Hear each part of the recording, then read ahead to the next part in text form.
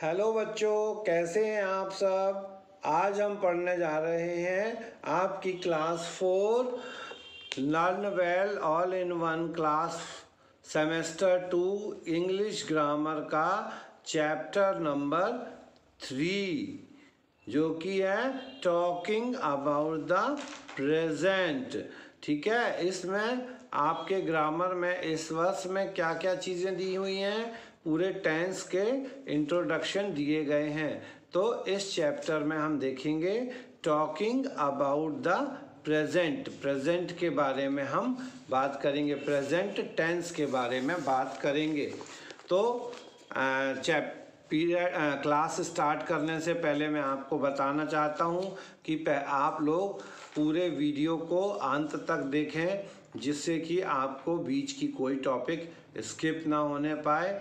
तो बच्चों, आप और जिन लोगों ने भी अभी चैनल को सब्सक्राइब नहीं किया है तो वो सब्सक्राइब कर लें, जिससे आपके क्लासेस के सारे वीडियोस आपको आप तक पहुंच जाएं। और एग्ज़ाम्स पास में आने वाले हैं, तो इन वीडियोस को अगर आप बार बार देखेंगे तो आपको सारी प्रॉब्लम्स बड़ी आसानी से सॉल्व भी हो जाएंगी। तो चलिए स्टार्ट करते हैं आज का हमारा chapter talking about the present tense के बारे में। There are three main forms of present के 3 प्रकार होते हैं, प्रेजेंट सिंपल, प्रेजेंट प्रोग्रेसिव और प्रेजेंट परफेक्ट। ठीक है, अगर प्रेजेंट सिंपल जो है उसका फॉर्मूला क्या है, V1 प्लस एस या ES। मतलब किसी भी वर्ब में हम फर्स्ट फॉर्म के साथ में एस या ES जोड़ देंगे तो वो प्रेजेंट सिंपल का सेंटेंस बन जाएगा। प्रेजेंट प्रोग्रेसिव के लिए क्या होगा, is MR V1 plus ING। Is MR लगाएंगे और वर्ब का फर्स्ट फॉर्म और ING लगा देंगे। और प्रेजेंट परफेक्ट में हैज़, हैव और V1 का V3 यूज़ करना है। ठीक है, तो चलिए अब देखते हैं। सबसे पहले हम प्रेजेंट सिंपल क्या है। For things we do again and again. तो जब हम कोई काम को बार बार रोज रोज करते हैं तो हम उसको प्रेजेंट सिंपल पे डाल देते हैं। ठीक है, जैसे we go to school daily, है ना। He comes here every Sunday. My uncle often sends me presents. तो ये एक प्रकार के वाक्य हो गए। दूसरे प्रकार के वाक्य क्या होते हैं, जहाँ पे things that are always true, जहाँ पर बातें हमेशा सही होती हैं, उसके लिए भी हम प्रेजेंट सिंपल का यूज कर लेते हैं। Fish live in water, cow give us milk, the sun rises in the east. ये सारे सेंटेंसेस क्या हैं, सही है, बात एकदम गलत नहीं है, इसलिए यहाँ पर हम इनको प्रेजेंट सिंपल में लेते हैं। नेक्स्ट है कि negative and questions we use do और does as an helping verb. Negative और क्वेश्चंस बनाने के लिए हम डू और डज का प्रयोग करते हैं, किसमें, हेल्पिंग वर्ब के रूप में हम डू और डज का प्रयोग करते हैं। जैसे lion, do lions eat grass, lions do not eat grass. Do lions eat grass question हो गया, lions do not eat grass negative हो गया। Does the sun shine at night, क्या सूरज रात को चमकता है, क्वेश्चन हो गया। The sun does not shine at night, ये नेगेटिव हो गया, सूरज रात को नहीं चमकता है। तो नेगेटिव के लिए डू डज का यूज़ किया जाता है, ट्रूथ सेंटेंसेस के लिए सिंपल प्रेजेंट यूज़ किया जाता है, और जो रोज रोज या बार बार होता है उसके लिए सिंपल प्रेजेंट यूज़ किया जाता है। सिंपल प्रोग्रेसिव कहाँ पर आता है, तो we use simple progressive for things that are happening at the time of speaking और राइटिंग, है ना। जब हम कह रहे होते हैं या लिख रहे होते हैं, वहाँ पर चीज़ें वो हो रही हों, है ना, एक्शन अभी स्टार्ट हुआ हो, तो प्रेजेंट प्रोग्रेसिव में हम बात करते हैं। जैसे look the train is coming, देखो ट्रेन आ रही है। यहाँ पे प्रेजेंट प्रोग्रेसिव में हमेशा क्या देखा जाता है, रही है। Don't shout the child is sleeping, चिल्लाओ मत, बच्चा सो रहा है। तो बच्चा अभी भी सो रहा है, अभी भी एक्शन, जब हम बोल रहे हैं तब एक्शन हो रहा है। Please don't disturb, I am doing my homework, मुझे डिस्टर्ब मत करो, मैं अपना होमवर्क कर रहा हूँ। तो इस तरह से।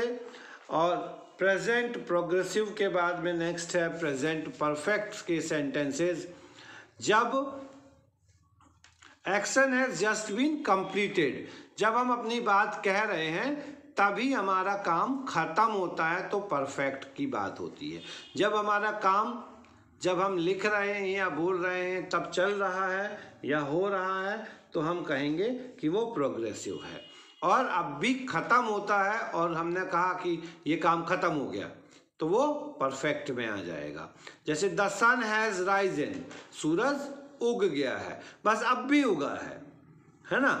Mother has cooked the food, माँ ने खाना बना लिया है, अभी खाना बना के बस मम्मी फ्री हुई है। Children have left for school, बच्चे स्कूल के लिए निकल गए हैं, कब निकले, अब भी बस निकलते ही जा रहे हैं।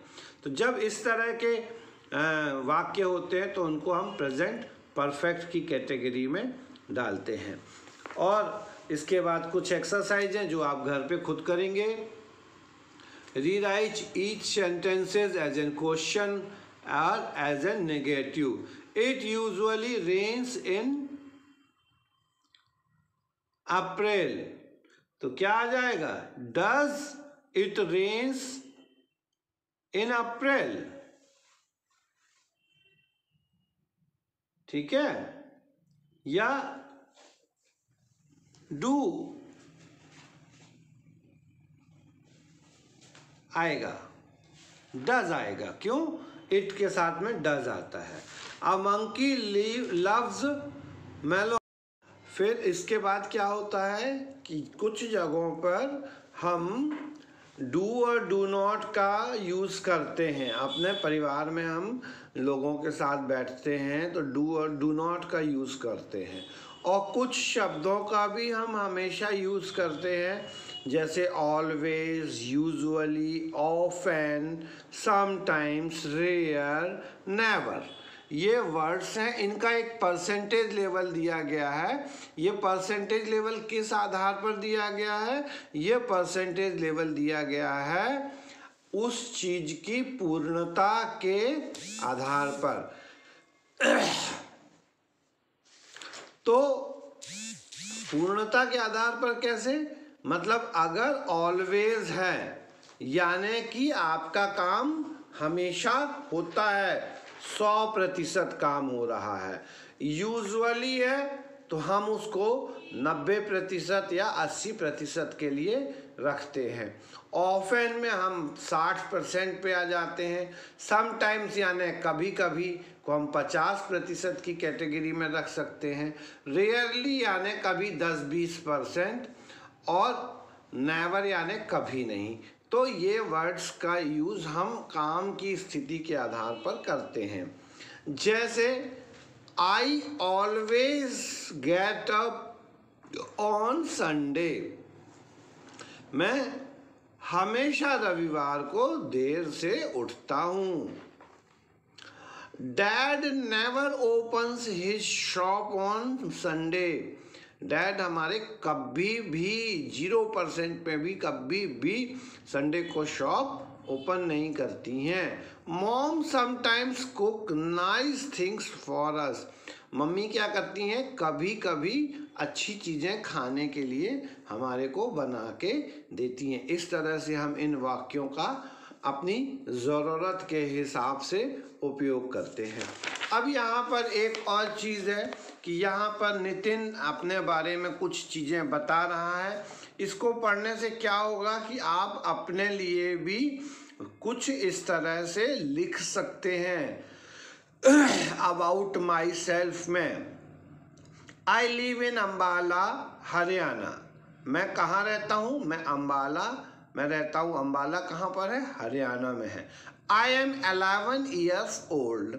I am in standard 5। मैं 11 साल का हूँ और मैं क्लास 5 में पढ़ता हूँ। I get up at 7:30 in the morning. मैं कब उठता हूँ? सुबह 7:30 बजे। I have a bath and get ready for school. I go to school on my bike.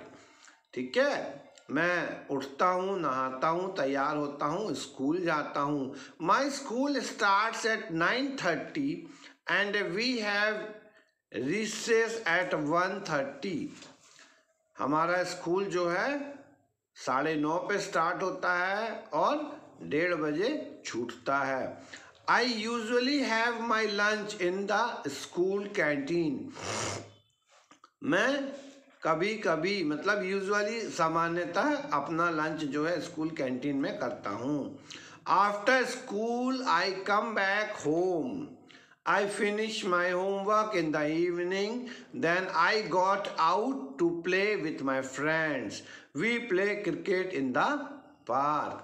तो इस तरह से उस बच्चे ने, नितिन ने अपना क्या किया? लाइफ स्केच के बारे में बताया। रूटीन के जो काम है उसमें कई जगह पे ऑलवेज, कभी नेवर, कभी यूजुअली वर्ड्स का यूज हुआ।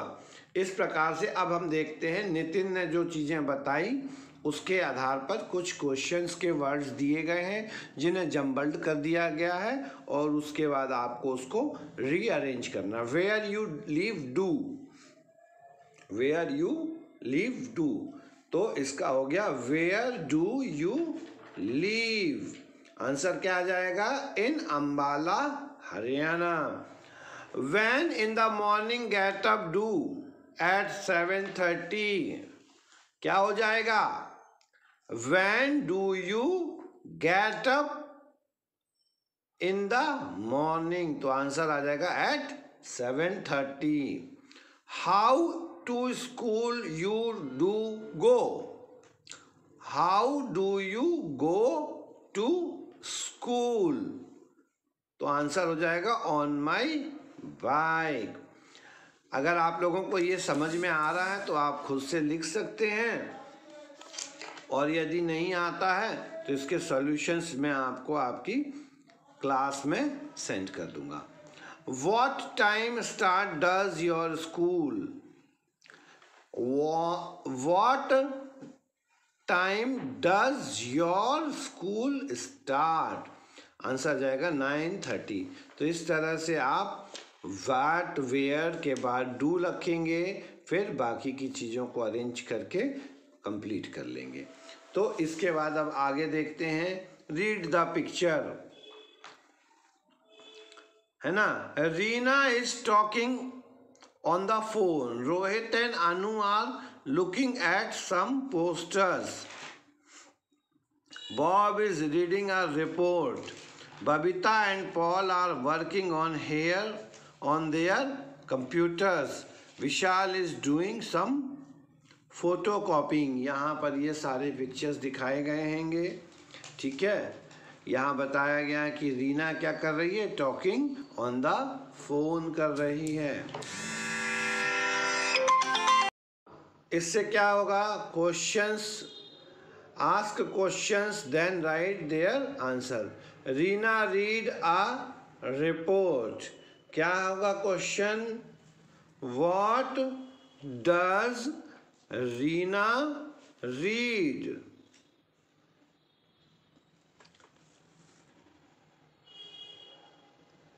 या हु रीड अ रिपोर्ट? ठीक है, इस तरह से हम इसके प्रश्न बना सकते हैं। तो ये सारे क्वेश्चन टैग्स के वर्ड्स थे। इन की जो एक्सरसाइज के सॉल्यूशन होंगे वो मैं आपको आपकी क्लास में भेज दूंगा। तो इस तरह से हमने प्रेजेंट का देखा और अब इसके बाद अगले चैप्टर में जब हम अगली क्लास में मिलेंगे तो हम आपसे पास्ट टेंस के बारे में बात करेंगे, जो बीत चुका है उसके बारे में बात करेंगे और पास्ट टेंस से रिलेटेड टॉपिक पे डिस्कशन करेंगे।